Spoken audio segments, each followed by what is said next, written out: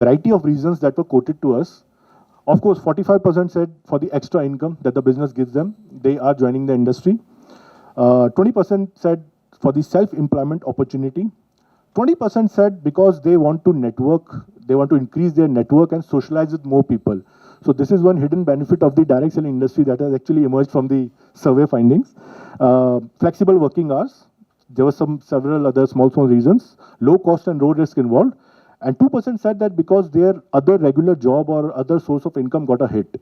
So that is why they joined the direct selling industry. One thing which I want to make it clear here is that this is for the period prior to the pandemic.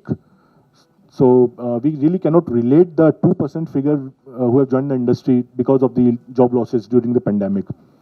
Then we tried to find out the satisfaction mapping from a scale of 0 to 5. How happy are direct sellers with the company they are working? So we basically judged them on a 6-point criteria.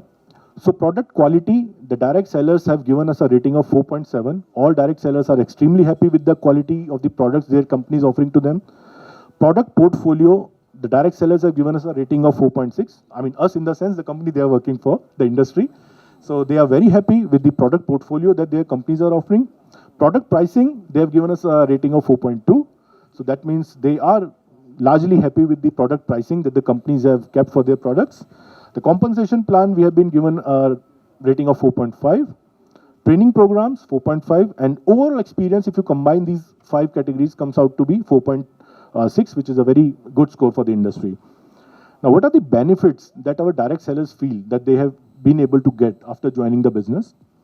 So nearly 12%, 45% have said that they have been able to develop new skills in their personality. So this is single biggest factor which our direct sellers have told us. 43% said that industry has given them financial support, and 12% said that they are being able to increase their social circle because of their participation in the business. Overall trustworthiness, how our direct sellers, how much they trust the industry and the company they are working.